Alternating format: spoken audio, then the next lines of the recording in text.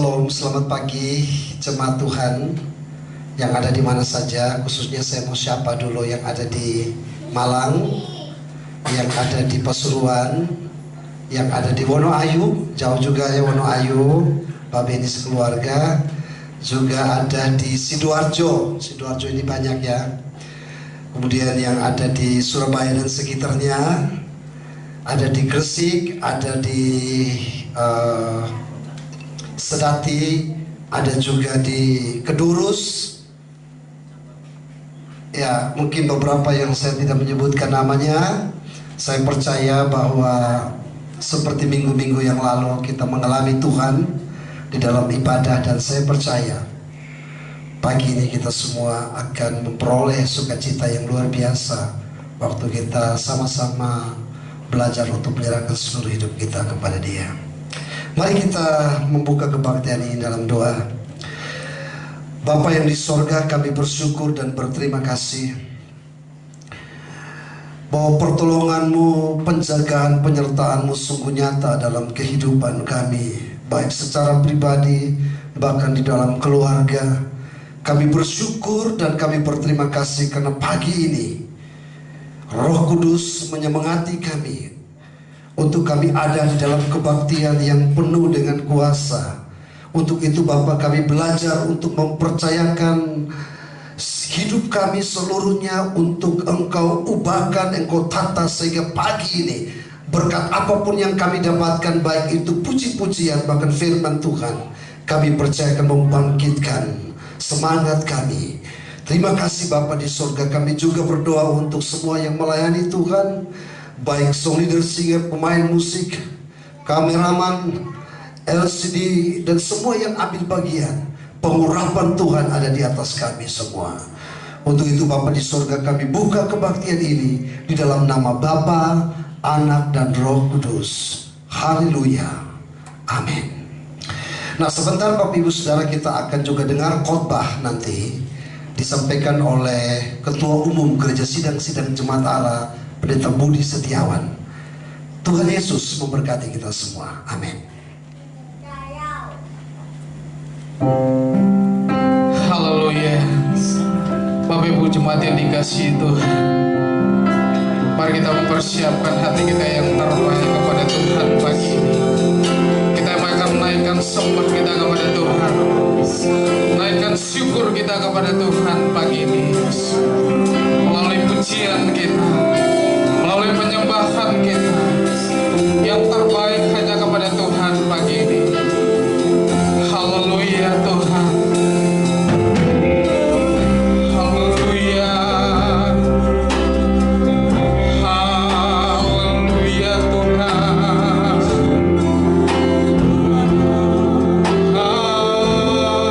Haleluya.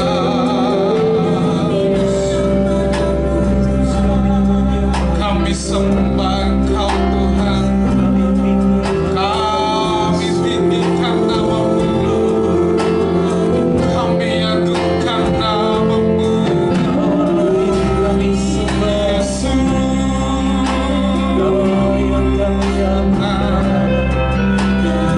Yesus. Haleluya. Yesus Tuhan.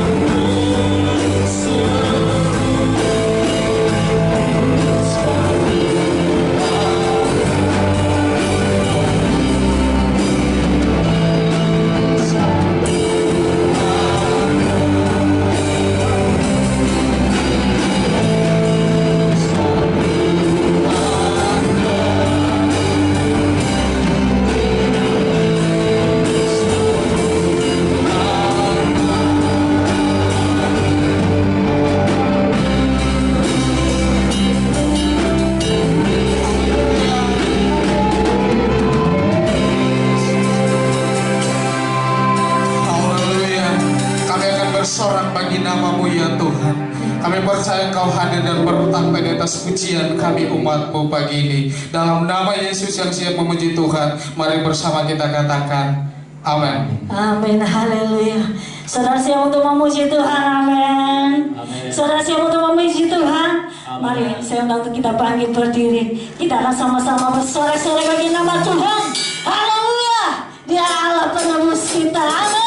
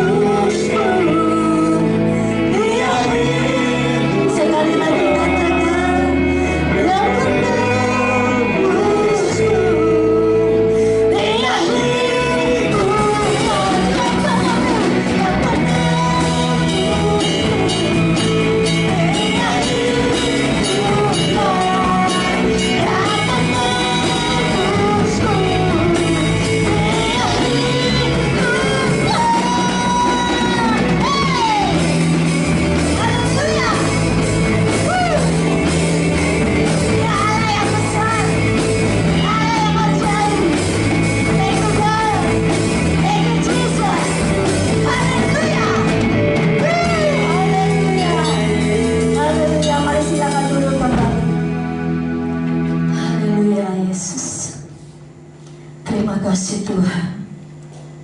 Mari kita siapkan hati kita pagi ini untuk Tuhan kita.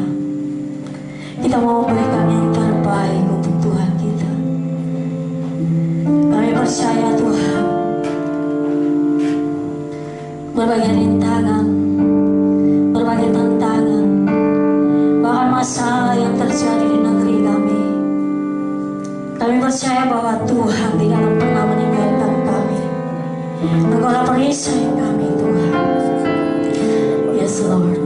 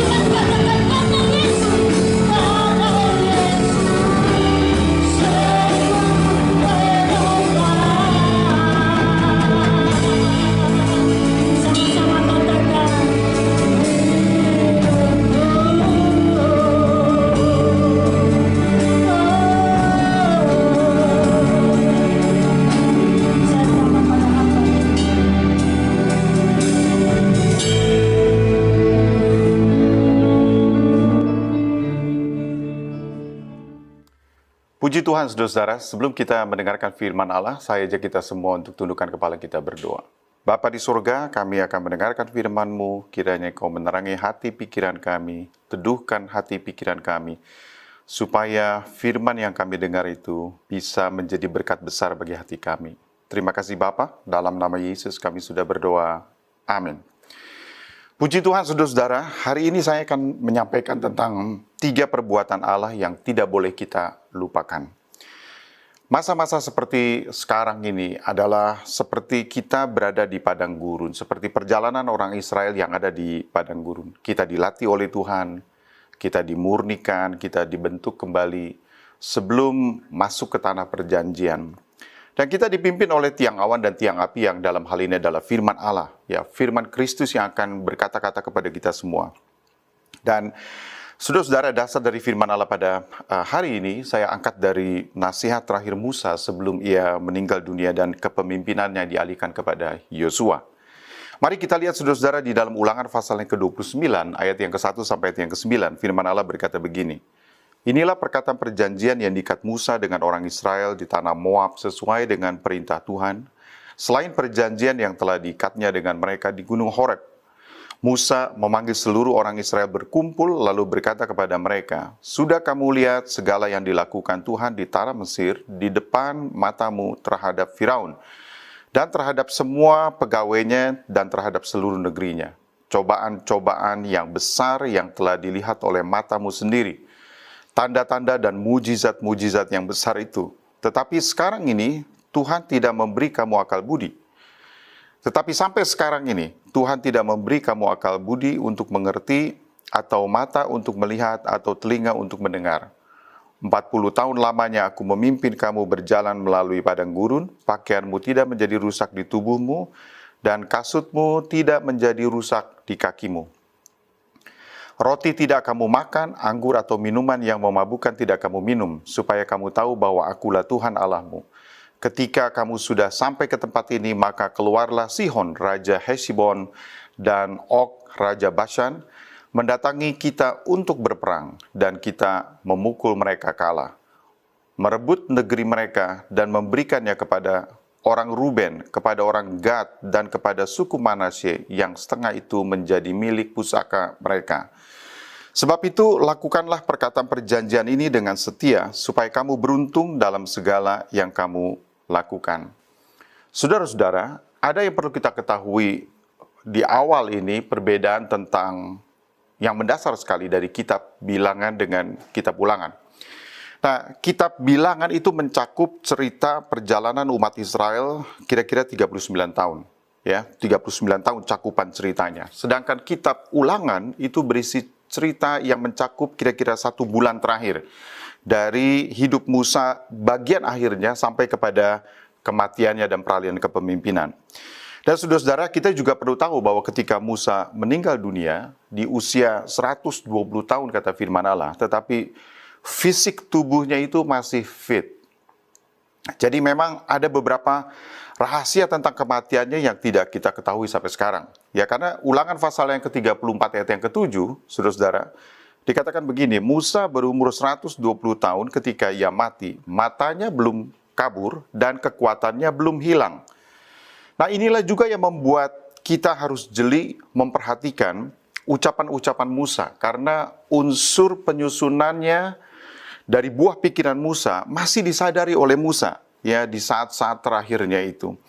Dan ia masih menulis, ia masih menitipkan pesan dengan jelas sebelum ia dinyatakan mati di Gunung Nebo dan dimakamkan di lembah yang tidak diketahui letaknya di mana. Dan saudara-saudara, firman Allah mengatakan bahwa dia dikuburkan oleh Tuhan sendiri di tanah Moab. Saudara-saudara, bukankah ini sesuatu yang kita sebut sebagai kehormatan yang luar biasa sebab Tuhan sendiri yang menguburkannya? Saudara-saudara, apakah Musa betul-betul mati atau dia diraibkan? Kita tidak tahu jelas juga. Tetapi kalau saudara berkaca kepada peristiwa yang Yesus alami saat ia dimuliakan, di mana wajahnya bercahaya seperti matahari dan pakaiannya menjadi putih bersinar, kata firman Tuhan. Lalu kelihatanlah kepada orang-orang yang ada di sekitar situ, para murid, yaitu Musa dan Elia. Saudara-saudara, dikatakan bahwa Matius pasal yang ke-7 ayat yang 17 ayat yang ke-3, maka tampaklah kepada mereka Musa dan Elia sedang berbicara dengan Yesus. Saudara-saudara, Elia tidak mengalami kematian. Ia diangkat dengan kereta berkuda, ya, naik, disaksikan oleh Elisa dan para murid Elia lainnya. Mestinya Musa juga mengalami hal yang serupa, yang artinya bahwa dia mungkin tidak mengalami kematian. Saudara-saudara, soal misteri di mana Musa dimakamkan juga mirip dengan apa yang terjadi kepada Elia. Di dalam cerita di 2 Raja-Raja pasal yang kedua, saudara melihat sisi lain yang saya gambarkan agak lucu peristiwanya, tetapi paralel dengan apa yang terjadi kepada Musa, yaitu ketika 50 orang dari murid-murid Elia yang ingin memastikan bahwa Elia mungkin dibawa oleh roh Tuhan dan dipindahkan ke suatu tempat yang lainnya. Dan mereka ingin mencari, memastikan. Mereka bertanya kepada Elisa sebagai pengganti Elia, pasca kejadian bahwa Elia terangkat ke surga. Maka firman Allah katakan bahwa mereka minta izin agar diberikan waktu 3 hari untuk mencari di manakah Elia itu ada. Barangkali ditempatkan di sebuah tempat, kata firman Tuhan. Dan setelah 3 hari kemudian mereka kembali dan mereka melapor kembali kepada Elisa, dan Elisa kemudian mengatakan, sudah saya bilang tidak usah, tidak akan ketemu, ya masih saja kalian mencarinya. Nah, bagi saya itu peristiwa yang menarik, lucu, saudara-saudara, tetapi juga menggambarkan apa yang sebenarnya juga paralel dengan terjadi kepada Musa, karena tidak diketahui Musa ada di kuburnya di mana, walaupun dinyatakan di dalam Alkitab bahwa dia mati lalu kemudian dikuburkan oleh Tuhan sendiri. Nah, saudara-saudara, murid-murid pada waktu itu, maksud saya adalah murid-murid dari Elia, mungkin punya keyakinan seperti yang dikatakan oleh Obadya. Pada satu kali ketika Elia hendak bertemu dengan Ahab, saudara-saudara, dikatakan bahwa dia memanggil Obadya. Dan dikatakan bahwa di dalam 1 Raja-Raja pasal yang ke-18 ayat 12, ketakutan Obadya adalah jangan sampai kalau dia sudah ngomong bahwa Elia mau bertemu dengan Ahab, dan ternyata Ahab datang, lalu setelah itu Elia diraibkan oleh roh Tuhan ke sebuah tempat. Jadi memang ada pengalaman-pengalaman yang diyakini bahwa Elia dipindahkan oleh roh Tuhan ke suatu tempat, diraibkan. Nah, itu sebabnya pada waktu dia terangkat ke surga, barangkali saudara-saudara yang dipikirkan adalah Elia dipindahkan oleh roh Tuhan pada waktu itu. Saudara-saudara, bagaimanapun juga kita melihat bahwa Musa adalah pemimpin yang besar yang menggambarkan tentang Kristus, terutama kalau tipologinya diambil dari Injil Matius. Karena di dalam Injil Matius saudara akan temukan Jesus is new Moses. Jadi Musa yang baru itu digambarkan, atau Yesus digambarkan sebagai Musa yang baru, yang membawa hukum, lalu kemudian memberikan hukum, mengajari orang-orang, dan seterusnya. Saudara-saudara, sebagaimana kita tahu bahwa Musa berada di tahap yang penting sekali di akhir hidupnya. Dan di tanah Moab itu Musa mengulang kembali perjanjian Allah dengan umatnya, dan mengadakan pengikatan kembali antara generasi kedua dari orang-orang Israel dengan Allah mereka. Saudara-saudara, yang pertama adalah bahwa kita melihat di sini Musa menyadari bahwa untuk setiap generasi harus ada perjanjiannya, ya, untuk setiap generasi harus ada perjanjiannya. Pertama, saudara-saudara, dikatakan oleh firman Allah di Gunung Horeb atau Sinai dengan generasi yang mati di padang gurun karena ketidaksetiaan mereka kepada Allah. Dan ini tidak saja, saudara-saudara, walaupun mereka sudah membuat perjanjian dengan Allah, tapi sungguh tidak menjamin bahwa mereka akan mengikuti ketaatan, dengan ketaatan. Bahkan, saudara-saudara, Allah berkata bahwa 10 kali orang Israel itu mencobai Tuhan, ya. Dan mereka dengan kondisi 10 kali mencobai Tuhan, kata Tuhan, tidak mungkin mereka itu lolos dari padang gurun. Dan Musa berkali-kali harus menengahi di antara dosa orang-orang Israel di dalam perjalanan di padang gurun dengan Allah yang hidup. Saudara-saudara, jadi situasinya memang Allah mengatakan bahwa mereka yang sampai mencobai aku 10 kali tidak akan bisa masuk ke dalam tanah perjanjian itu. Saudara-saudara, kalau kita lihat di dalam Bilangan pasal yang ke-14 ayat yang ke-22 sampai 23, dikatakan oleh firman Allah berkata begini.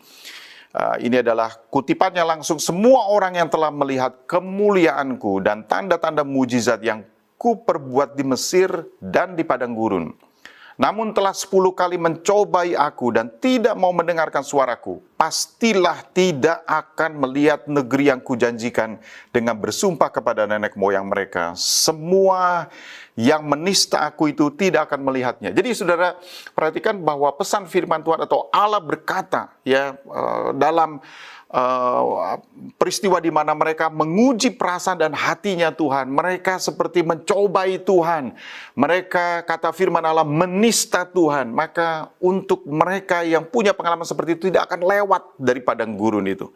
Saudara-saudara, ujian terhadap kesabaran dan kemurahan Tuhan ternyata ada batasnya. Dan kedua, saudara-saudara, dalam peristiwa ini firman Allah katakan bahwa perjanjian yang kedua dilakukan adalah di Moab. Dan di Moab sebelum mereka masuk ke tanah Kanaan dari timur sungai Yordan. Nah, inilah concern baru Musa, yaitu tentang apa yang akan terjadi setelah dia tidak ada. Sebab ia sadar, saudara-saudara, bahwa Yosua pun tidak akan dapat mengatasi keadaan di depan. Musa sadar bahwa masalah yang akan dihadapi generasi kedua atau problem dari generasi kedua, saudara-saudara. Musa mengingatkan di dalam Ulangan pasal 31 ayat ke-10 bunyinya begini, dan Musa memerintahkan kepada mereka demikian. Pada akhir 7 tahun, pada waktu yang telah ditetapkan dalam tahun penghapusan hutang, yakni Hari Raya Pondok Daun. Ya, saudara-saudara, dikatakan bahwa mereka harus mengulang kembali. Ya, setiap 7 tahun itu mereka harus mengulang kembali semua perkataan-perkataan yang telah dituliskan oleh Musa. Dengan tujuan, Ulangan pasal yang ke-31 13, dan supaya anak-anak mereka yang tidak mengetahuinya dapat mendengarnya dan belajar takut akan Tuhan Allahmu selama kamu hidup di tanah kemana kamu pergi menyeberangi sungai Yordan untuk mendudukinya. Bahkan Tuhan mengingatkan melalui nyanyian Musa di dalam Ulangan pasal yang ke-32 ayat yang ke-7 berkata begini, ingatlah kepada zaman dahulu kala, perhatikanlah tahun-tahun keturunan yang lalu, tanyakanlah kepada ayahmu, maka ia memberitahukannya kepadamu, kepada para tua-tuamu, maka mereka mengatakannya kepadamu. Saudara-saudara lihat di sini bahwa sebagai orang tua kita menceritakan tentang pengalaman-pengalaman yang penting. Pengalaman-pengalaman bersama dengan Tuhan kepada anak-anak kita. Tetapi di pihak lain bukan hanya kewajiban orang tua untuk menceritakan kepada anak-anak, tapi saudara juga temukan bahwa anak-anak harus menanyakan kepada orang tua.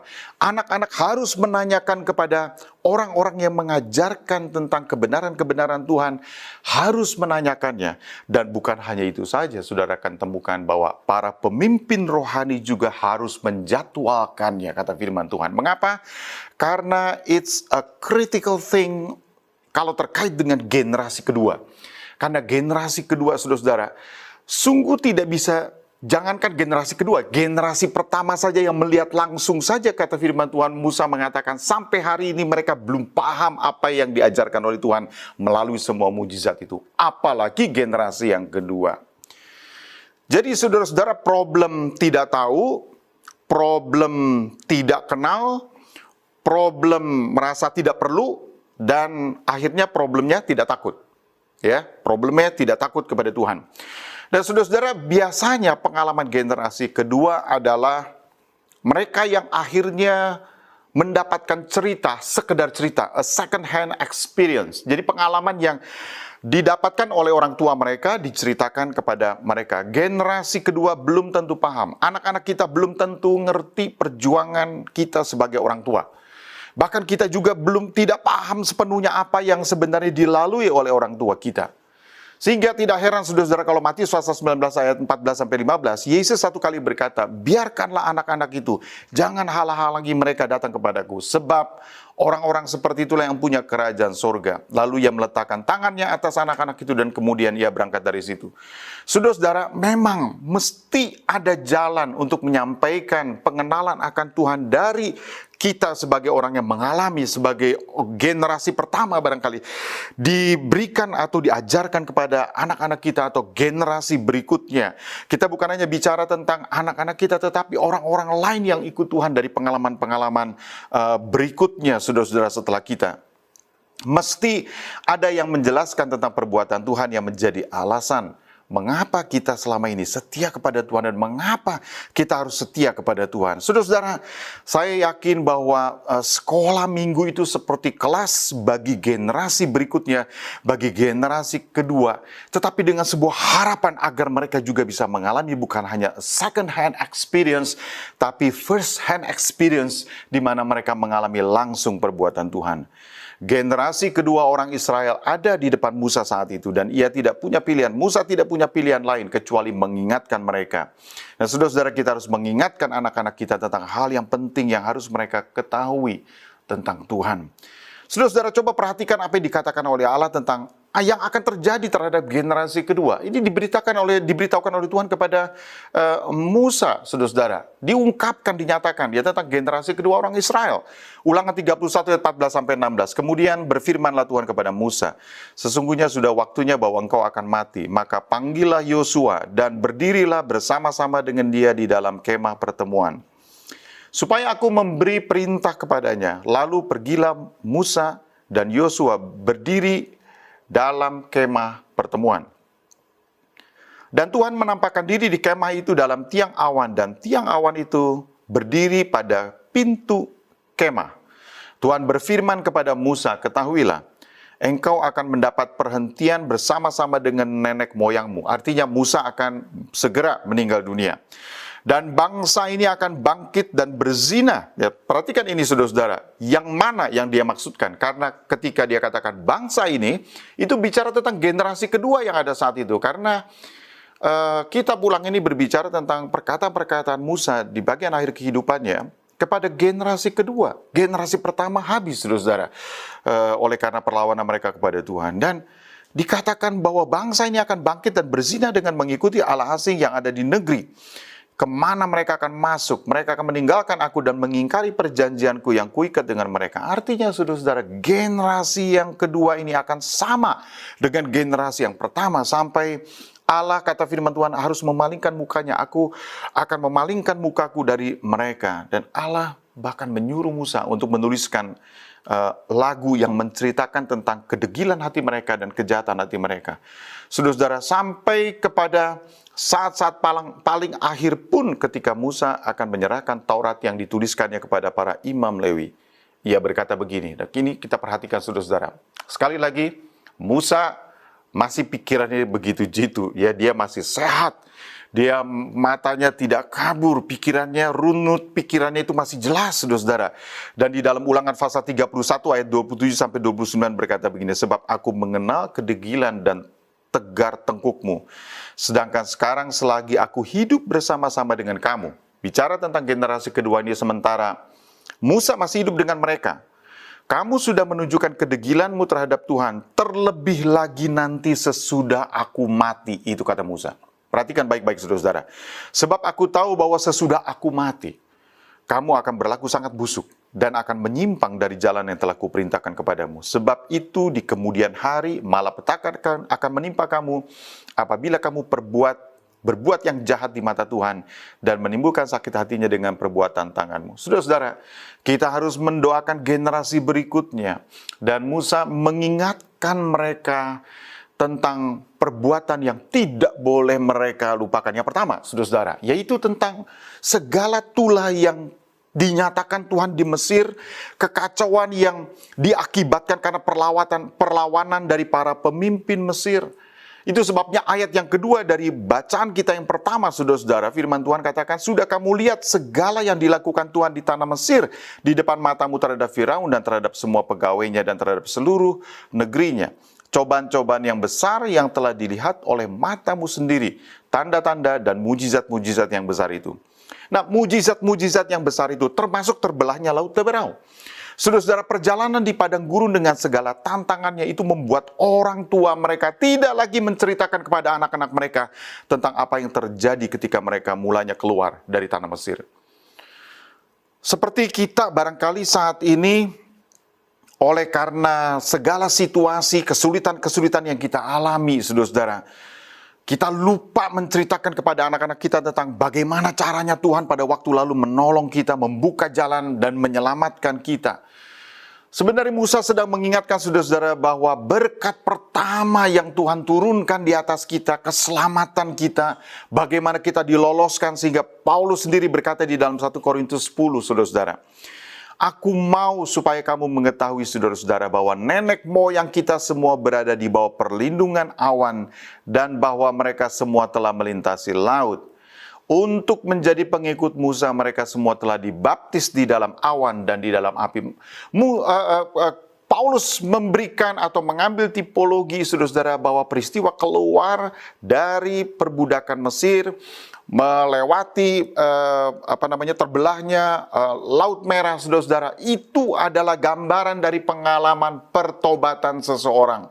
Dengan kata lain, saudara-saudara, bahwa pengalaman pertobatan di dalam hati kita sebagai anak-anak Tuhan mestinya itu bisa diceritakan kepada generasi berikutnya. Pengalaman-pengalaman yang kita sebut sebagai mujizat-mujizat utama, mujizat-mujizat yang begitu luar biasa.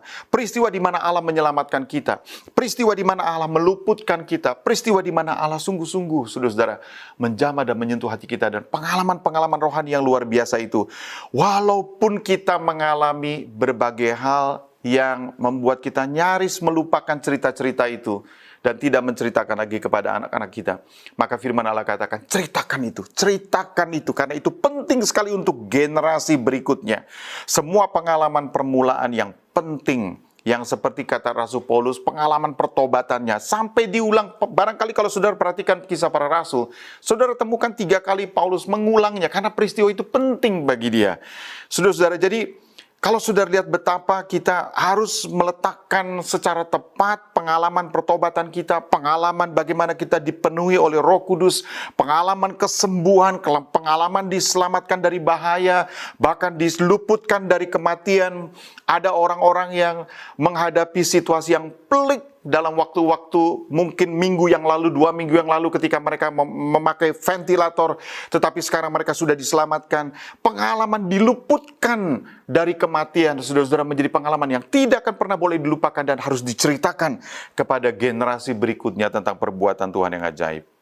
Inilah yang diperlukan sebagai dasar yang menguatkan masa depan generasi berikutnya. Story of your repentance.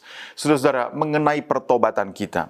Ajarkan anak-anak kita untuk melihat apa yang belum mereka lihat atau yang mereka tidak lihat, saudara-saudara. Perlihatkan apa yang telah terjadi kepada orang tua mereka, kepada orang yang harusnya, saudara-saudara, mereka bersyukur karena itu terjadi kepada orang tua mereka atau terjadi kepada orang-orang di atas mereka. Jangan pernah dilupakan.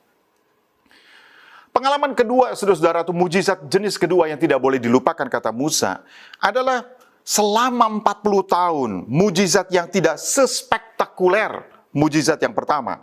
Tetapi tetap disebut mujizat, yaitu 40 tahun jalan di padang gurun, pakaian dan sepatu mereka tidak rusak. Bayangkan, saudara-saudara, bahwa kata firman Allah, mereka belum bisa menetap di sebuah tanah, di sebuah tempat. Mereka tidak bisa berkebun, tidak bisa menghasilkan jagung untuk roti, tidak bisa menghasilkan pohon anggur, buah anggur untuk menghasilkan anggur untuk dinikmati.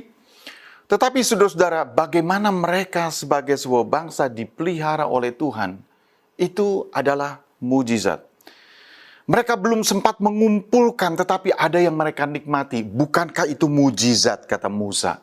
Dan saudara-saudara, jangan lupa bagaimana caranya Tuhan memimpin keluarga kita, bagaimana Tuhan memimpin kita sebagai orang tua, dan bagaimana Tuhan memimpin anak-anak kita. Kita bukan siapa-siapa. Dan berapa banyak di antara kita yang ayahnya atau ibunya dilahirkan sebagai anak konglomerat, di keluarga konglomerat di masa lalu. Mungkin tidak ada, mungkin sangat sedikit sekali. Tetapi hari ini kita dipelihara oleh Tuhan. Apakah kamu tidak bisa melihat itu sebagai mujizat, kata Musa? Tidak pernah dilatih oleh orang tua kita dalam perusahaan milik keluarga, tetapi saudara sekarang memimpin perusahaan. Bukankah itu mujizat? Tidak pernah dilatih untuk berhadapan dengan orang-orang penting, tetapi sekarang saudara bisa berhadapan dengan orang-orang penting. Bukankah itu mujizat? Tidak dibesarkan dalam keluarga dengan aset puluhan miliar atau ratusan miliar atau triliunan. Sekarang saudara punya anak-anak yang dibesarkan di dalam suasana itu. Bukankah itu mujizat? Tidak dibesarkan di dalam pengalaman traveling ke banyak negara, tetapi hari ini saudara bisa mengunjungi 30 negara di dunia. Bukankah itu mujizat? Saudara-saudara, bukankah Ia yang memelihara kita sampai hari ini? Puluhan tahun menghadapi tantangan, tetapi jiwa dan hati saudara tetap positif, tetap memberkati, tetap bersyukur. Apakah saudara tidak bisa melihat pemeliharaan Tuhan ini sebagai mujizat? Itu maksud Musa. bahwa jenis mujizat lain yang tidak boleh dilupakan oleh generasi kedua adalah pemeliharaan Tuhan yang luar biasa. Kita dibesarkan dengan sekian banyak kenakalan masa kecil dan masa remaja kita, di lingkungan yang kurang baik juga, yang tidak bisa menjamin masa depan kita. Tetapi hari ini kita punya keluarga baik-baik. Apakah itu bukan mujizat pemeliharaan Tuhan bagi kita? Apakah anak-anak kita bisa melihat mujizat ini? Itu sebabnya tidak heran saudara-saudara 1 Petrus pasal yang kelima ayat yang ketujuh berkata, serahkanlah segala kekhawatiranmu kepadanya, sebab ia yang memelihara kamu. Karena Tuhan kita tahu cara memelihara kita. Hari ini saudara-saudara, kita ada di sini, jadi begini. Apakah ini hasil dari perencanaan orang tua kita? Apakah itu hasil perencanaan dari kakek dan nenek kita? Tidak, saudara-saudara. Ini adalah apa yang diserahkan oleh orang tua kita ke dalam tangan Tuhan yang tidak mereka sadari. Mereka juga putus asa barangkali. Bagaimana dengan keadaan kita nanti dari depan. Tetapi Tuhan memelihara kita dengan cara yang ajaib. Dengan cara yang sama juga anak-anak kita yang sudah kita siapkan sebisa kita. Tetapi kita sadar bahwa mereka akan hanya aman ketika mereka diserahkan ke dalam tangan Tuhan untuk masa depan mereka yang akan menuntun mereka. Dan saudara-saudara, jadi kita di sini melihat bahwa kita mengajarkan kepada anak-anak kita untuk melihat apa yang juga mereka belum bisa lihat dan perkenalkan apa yang harus mereka lihat tentang hidup mereka sendiri. Bagaimana Tuhan telah memeliharakan kita sampai hari ini. Dan yang terakhir saudara-saudara, ketika Musa mengatakan bahwa ada musuh yang tidak terkalahkan pada waktu itu, yang ternyata dapat dikalahkan. Bayangkan saudara-saudara, Raja Sihon dan Raja Og, terutama Raja Og, itu adalah raja-raja legendaris. Itu adalah kerajaan yang legendaris yang kata Musa bahwa baru saja kamu taklukkan kedua kerajaan itu. Sebab cerita tentang kekalahan Raja Sihon dan Og, saudara-saudara, menyebar kemana-mana. Sehingga Rahab yang melindungi kedua pengintai Israel yang masuk ke Yeriko mengungkapkan bahwa kecemasan penduduk Yeriko, mereka telah mendengar kalau keturunan raksasa seperti Raja Og yang ranjangnya sebesar ukurannya 4 kali 2 meter, saudara-saudara, bisa dikalahkan oleh orang Israel, apalagi penduduk Yeriko. Jadi peristiwa itu peristiwa yang legendaris yang mereka ingat. Yosua pasal yang kedua ayat yang ke-10 sampai 11, saudara-saudara, dikatakan bahwa ketika kami dengar, kata Rahab, bahwa Raja Og sudah dikalahkan oleh orang Israel, tawarlah hati kami dan jatuhlah semangat setiap orang yang dalam menghadapi kamu. Sebab Tuhan Allahmu ialah Allah di atas langit dan di bumi di bawah. Saudara-saudara, mereka adalah raja-raja yang hebat dengan kota-kota yang teraman pada saat itu, tetapi tidak bisa menyelamatkan diri dari serangan bangsa Israel. Ingatkan anak-anak kita bahwa mereka akan punya pengalaman first hand. Jadi Musa menuntun generasi kedua ini untuk berhadapan dengan Raja Og, saudara-saudara, dengan kedua kerajaan yang sangat populer pada waktu itu, untuk memberikan kepada mereka pengalaman bahwa Tuhan menolong mereka walaupun mereka barangkali bukan orang yang terlatih, saudara-saudara, dalam berperang. Bahwa mereka adalah generasi kedua, tetapi saudara-saudara, Tuhan menunjukkan bagaimana Tuhan memimpin dan melindungi dan menolong mereka. Mereka akan punya pengalaman langsung. Kalau saudara perhatikan di dalam perkataan Yesus Matius 6 ayat 33, saudara-saudara, tetapi carilah dahulu kerajaan Allah dan kebenarannya, maka semuanya itu akan ditambahkan kepadamu. Anak-anak kita akan punya pengalaman langsung, first hand experience. Saudara-saudara, bahwa mereka dipelihara oleh Tuhan kalau mereka mengutamakan dahulu kerajaan Allah. Mereka juga akan punya pengalaman langsung apa yang dikatakan di dalam firman Allah Matius pasal yang ke-8. Ketika Yesus berkata, saudara-saudara, ada seorang yang datang kepadanya dan, Tuhan, hambaku terbaring di rumah karena sakit lumpuh dan ia sangat menderita. Lalu Yesus berkata kepadanya, aku akan datang menyembuhkannya. Saudara-saudara, anak-anak kita generasi kedua akan memiliki pengalaman langsung di mana Yesus menyembuhkan. Dan generasi kedua juga saudara-saudara, di dalam doa dan harapan kita, mereka akan punya pengalaman langsung. Oleh karena firman Allah mengatakan, Yesus berkata Matius 23:23, celakalah kamu hai ahli Taurat dan orang Farisi, hai kamu orang munafik, sebab persepuluhan dari selasi, adas, manis dan jintan kamu bayar, tetapi yang terpenting dalam hukum Taurat kamu abaikan, yaitu keadilan dan belas kasihan dan kesetiaan. Yang satu harus dilakukan dan yang lain jangan diabaikan. Ketika anak-anak kita mulai belajar mempercayakan hidupnya ke dalam tangan Tuhan, mereka mulai belajar untuk menyerahkan kepada Tuhan satu bagian yaitu disebut persepuluhan mereka kepada Tuhan. Saudara-saudara, bagaimana Tuhan memelihara mereka, bagaimana Tuhan memberkati apa yang ada pada mereka. Saudara, mereka akan punya pengalaman langsung dari Tuhan. Mereka juga akan punya pengalaman langsung dari Tuhan ketika Petrus yang penuh dengan roh Tuhan kemudian dipimpin untuk berkata-kata sesuatu. Kita akan melihat anak-anak kita juga punya pengalaman yang langsung. Saudara-saudara, ketika mereka diurapi oleh Tuhan. Mereka juga akan punya pengalaman langsung ketika firman Allah katakan, kalau saja kamu punya iman sebesar biji sesawi, kamu akan dapat berkata kepada gunung ini, pindah dari tempat ini. Maka gunung itu akan pindah, kata firman Tuhan. Saudara-saudara, mereka akan punya pengalaman langsung. Dan kita berdoa sebagai orang tua bahwa sungguh-sungguh generasi kedua ini, mereka harus betul-betul kita perlihatkan apa yang telah terjadi kepada orang tua mereka. Dan untuk generasi kedua ini kita harus perlihatkan kepada mereka apa yang harus mereka lihat sendiri tentang hidup mereka sampai saat ini. Yaitu pertolongan-pertolongan Tuhan. Walaupun mungkin tidak sespektakuler pengalaman-pengalaman orang tua mereka. Dan yang terakhir saudara-saudara, yaitu bahwa mereka akan punya pengalaman langsung untuk mengalahkan yang tidak mungkin. Mengalahkan raksasa, mengalahkan kesulitan. Karena pertolongan Tuhan, memiliki pengalaman-pengalaman rohani yang langsung bersama dengan Tuhan. Itulah yang saudara dan saya bisa lihat ketika Musa berada di tanah Moab itu untuk menyampaikan sebuah perjanjian yang kedua dengan generasi kedua. Dengan kata lain, saudara-saudara, disinilah saudara lihat second generation with first hand experience. Generasi kedua dengan pengalaman pertama yang akan mereka alami. Mari kita tundukkan kepala di hadapan Tuhan. Bapa di sorga, kami berdoa Tuhan agar sebagai orang tua kami akan ditolong oleh Tuhan untuk menceritakan di waktu-waktu ini ketika Tuhan kasih kesempatan kepada kami untuk berkumpul di rumah bersama-sama waktu yang lebih banyak. Tuhan Yesus, kami berdoa supaya kami bisa punya kesempatan menceritakan tentang perbuatan-Mu yang besar di dalam hidup kami. Supaya mereka tidak akan bisa melupakan, mereka tidak akan melupakan tentang perbuatan Tuhan kepada orang tua mereka. Mereka juga bisa melihat pengalaman mereka sampai kepada hari ini kalau bukan pemeliharaan Tuhan. Maka kami tidak bisa tiba di titik ini, semua karena mujizat Tuhan juga.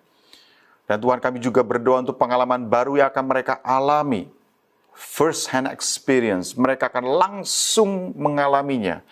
Mereka akan membuktikan perbuatan Tuhan yang ajaib. Dan kami berdoa Tuhan, second generation, generasi berikutnya setelah kami, akan tetap menjadi orang-orang yang taat kepada Tuhan dan mengingat perbuatan-perbuatan Tuhan yang ajaib. Kami bersyukur Tuhan, menyerahkan waktu ini ke dalam tangan Tuhan, menyerahkan masa depan kami ke dalam tangan Tuhan Yesus. Di dalam nama Tuhan Yesus, Tuhan dan Juru Selamat kami sudah berdoa, haleluya, amin. Saudara-saudara, kita sudah mendengarkan firman Allah pada hari ini dan sekarang kita akan mengakhiri kebaktian kita. Marilah kita berdiri bersama-sama dan kita akan mengangkat kedua tangan kita di hadapan Tuhan untuk menerima berkat Tuhan. Saudara-saudaraku yang kekasih, terimalah berkat anugerah yang dari Allah Bapa, cinta kasih dalam Tuhan Yesus Kristus, dan persekutuan oleh Roh Kudus menyertai kita semua mulai saat ini sampai Maranatha Tuhan datang kembali. Haleluya. Amin. Sekali lagi saudara-saudara, terima kasih telah bergabung di dalam church online kita, dan kiranya Tuhan memberkati kita semua. Baik, puji Tuhan, saat ini kita akan memberikan persembahan. Bapak Ibu boleh mempersiapkan itu yang terbaik untuk Tuhan. Sebelum itu mari kita berdoa. Kami mengucap syukur kepadamu ya Tuhan. Pagi ini kami percaya Tuhan bahwa setiap pujian dan penyembahan, bahkan kebenaran firman Tuhan, kami percaya itu semua meneguhkan kami Tuhan. Terima kasih, pagi ini kami umat Tuhan akan memberikan persembahan. Kami percaya apa yang kami berikan, kami tahu untuk menata layani pekerjaan Tuhan di tempat ini. Tuhan, ajar kami setiap umat Tuhan agar kami memberikan itu dengan hati yang tulus, hati yang berkenan kepada Tuhan. Karena kami tahu ketika kami memberikan itu dengan ketulusan hati, maka Tuhan akan mengembalikan itu berlipat kali ganda dalam setiap kehidupan kami. Terima kasih Tuhan, kami akan memberi dengan ucapan syukur. Haleluya, amin. Selamat memberi, Tuhan memberkati.